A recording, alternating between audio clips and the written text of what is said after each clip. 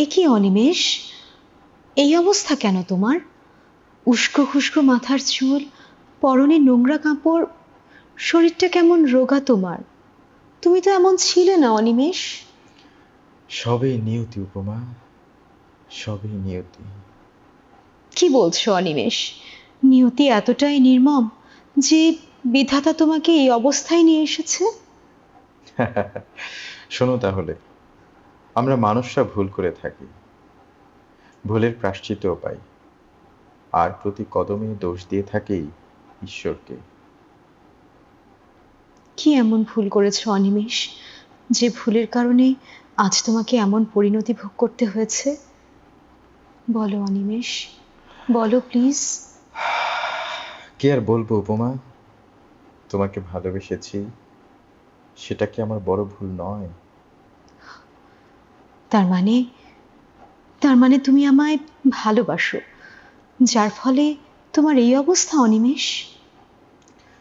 দেখতেই তো পারছো উপমা, 17টি বছর কেটে গেল ঠিক একইভাবে, সুখের কোনো দেখা পেলাম আর কই? আমি তো সুখ খুঁজেছি তোমাতে, তুমি পোশাকের মতো নিজের জীবন বদল করে নিয়েছো, আমি তো পারিনি। আমাকে দুষো না প্লিজ, আমারও উপায়ন্তর ছিল না তখন।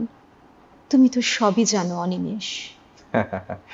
তোমাকে দুষবো কেন পাগল মেয়ে? দোষ সে তো আমার নিয়তির। আচ্ছা উপমা, তুমি কি জানো ভালোবেসে কোনো মেয়ে শাহজাহান করতে পেরেছে কি কখনো? কিন্তু শাহজাহান ঠিকই তাজমহল করেছে। আচ্ছা অনিমেষ, চলো আমরা কোথাও যেয়ে বসি, চা অথবা কফির কাপে কথা হবে। আচ্ছা, তবে তাই হোক, কিন্তু খাবারের বিল আমাকেই মেটাতে দিও। না, তা কেন অনিমেষ? আমি তোমাকে ডেকে নিচ্ছি, বিল মেটানো সে তো আমারই কাজ। আর তাছাড়া তুমি... থাক থাক, আর বলতে হবে না উপমা, আমার পকেটে টাকা নেই, এটাই তো বলতে চেয়েছো হয়তো। আরে বাবা, তুমি তো দেখছি বলার আগে মুখের কথা খুব ভালো করেই টেনে নিয়ে বলতে পারো। বলো, তোমার কাছে কি এত টাকা কড়ি আছে যে তুমি বিল মেটাবে? বরং আমিই মিটিয়ে দেব।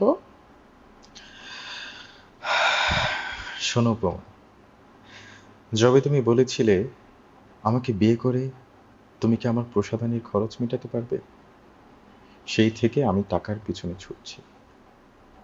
পকেট ভর্তি টাকা আছে, কিন্তু সুখ নেই। দুনিয়া ভর্তি মানুষ আছে, কিন্তু তুমি নেই। তুমি যে ফুটপাতে বসে আছো, এটা আমারই। আমার গাড়ি বাড়ি ব্যাংক ব্যালেন্স সবই আছে আমার, শুধু সামনে বসে থাকা তুমিটা নেই।